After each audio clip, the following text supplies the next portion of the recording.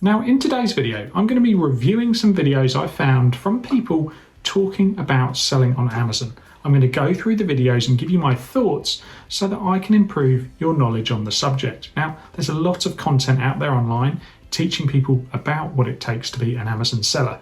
I'm about to sell one of my Amazon brands for over 6 figures, and I'm proud to say that I know a thing or two about selling on Amazon. The aim of this video is to educate you about the topic. Now, before I jump in, if you're interested in this sort of thing, make sure you subscribe and turn on the notifications bell because I drop useful videos like this every single week. Let's get into our first video. This product right here makes this much a month. Let me explain.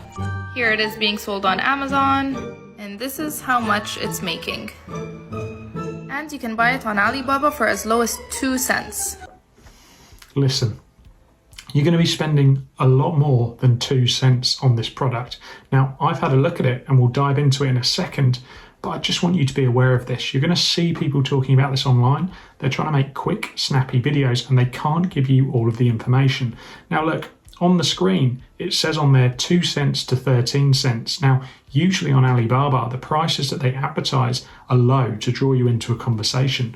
Now, if you were to take those prices up, they're probably the absolute bare minimum, and it definitely won't cover shipping, and it won't cover things like you wanting to put a logo on it or customizing the product in any way. So just be aware of that. So the trick here is to buy from Alibaba and ship right to the Amazon warehouse so you don't have to carry any of the inventory at home. So this is absolutely true, and it's the best thing about Amazon FBA. It's what allowed me to start it whilst I had a full-time job, because if you do all of the work, you can organize once the products have been made by a factory for them to send it directly into Amazon FBA. So it is true, you never actually have to touch the products.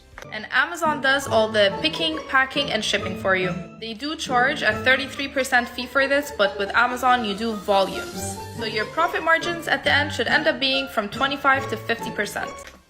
50%? That's ridiculously high for an Amazon FBA business. I have not seen a single Amazon business hit those sorts of levels of profit. Now, if you're selling in the US, your profit margins are likely to be higher than compared to Europe. But even still, you're probably looking at a max profit margin of 30%, maybe 35%. And that's before most of your business running costs. In the UK and Europe, you're looking more around a 20 to 25% profit margin. Again, make sure you're aware of that. Which, if we're being honest, is more than most 9-to-5s pay. If you want to learn how to sell on Amazon, follow me. Okay, so look, just looking at this product idea, we can see that we've just typed in the keyword honey dipper, and at the top of the page we've got one listing here, the bestseller, which is, it's got over 2,500 reviews and it's fully blocked out at a 5-star level. Now, if you were to watch this video and think, oh, I'm going to go out there and sell these honey dippers, I can almost guarantee you would struggle to get onto page 1. Because look, as we scroll down, more and more listings have over 1,000 reviews, and I'd be very interested to know in how you could actually make your product different. So even if you were to launch your own version of this, chances are you probably wouldn't get onto page 1. And even if you did, how and why is that buyer going to be convinced to buy your product, which has no reviews, compared to one at the top with a full 5-star status with over 2,500 reviews? Anyway, look, let's jump into the next video and see what we've got next. My wife loves to shop on Amazon, and every time she orders something, I always think, hey, it's a potential product idea. So I got this product and I was like, I've never heard of this. What is the Heatles hair curler? So I searched it up. Okay, so pretty interesting. And once you start selling on Amazon, you do look at things people buy, and you look at things you see when you're out shopping and think, could that be a potential Amazon product? And sometimes it could be, but a lot of the time it's not the best way to find products. Now, shortly, I will show you a very easy way to make sure you can find products that have good demand, but not too many good listings on page 1.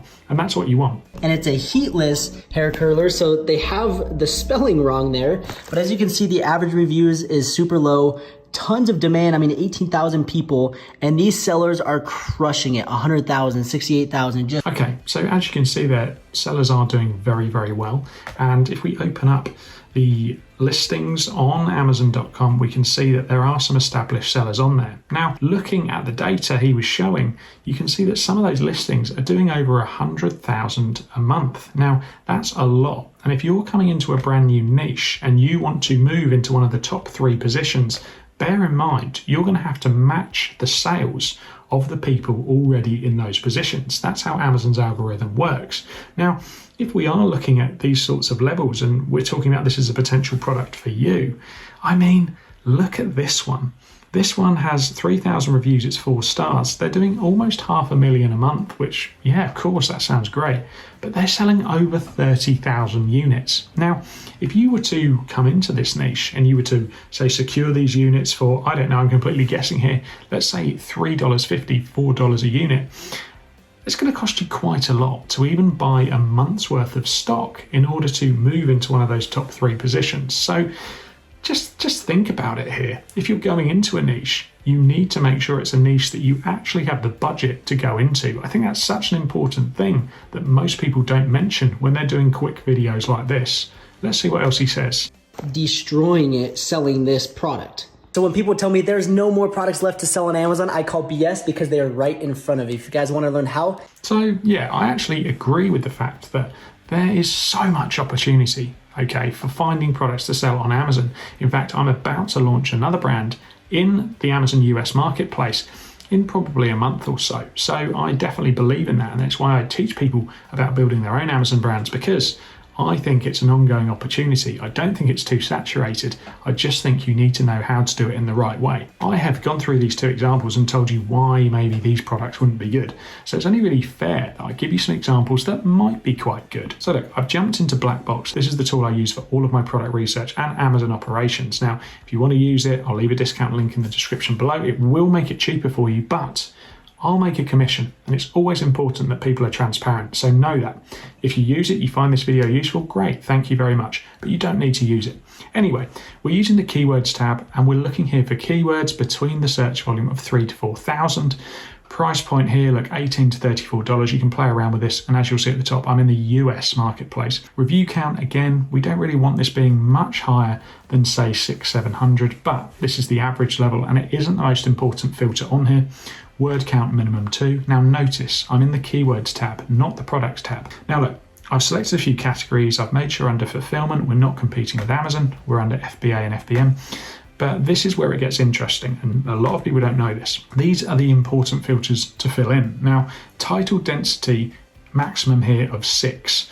Now, what this means is we want there to be a maximum of 6 people on page 1 for the keyword we find that are optimized for that keyword. Because if there's only a maximum of 6, it means loads of spaces are open for someone like you and me to come and bring our listing and very quickly get onto page 1. Now, competitor revenue, more than 2,500. We want a minimum here of 5 sellers doing at least 2,500 a month.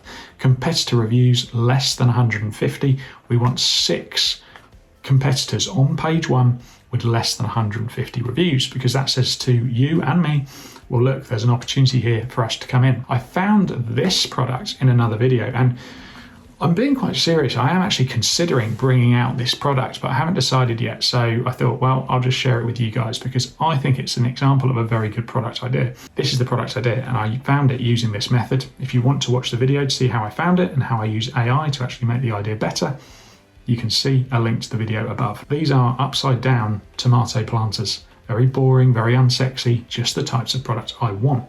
But look, this was the keyword, upside down tomato planter. Now look, if we go down page 1, we can actually see that there's listings on here. This isn't even a sponsored one, for outdoor raised garden beds. So what's that doing on page 1 for this keyword? I'll tell you, there's not enough supply for the demand. There's not enough listings, people like you and me selling the product. And that means there's a gap in the market. So you can take things a step further. As you'll see in the video I referenced, you can actually go out there and improve the product idea so you're bringing out a better version. And I'll show you how to do that using AI. But look, there's some really, really good signs here, because as we go down, we've got all sorts of things on here that just don't fit this keyword.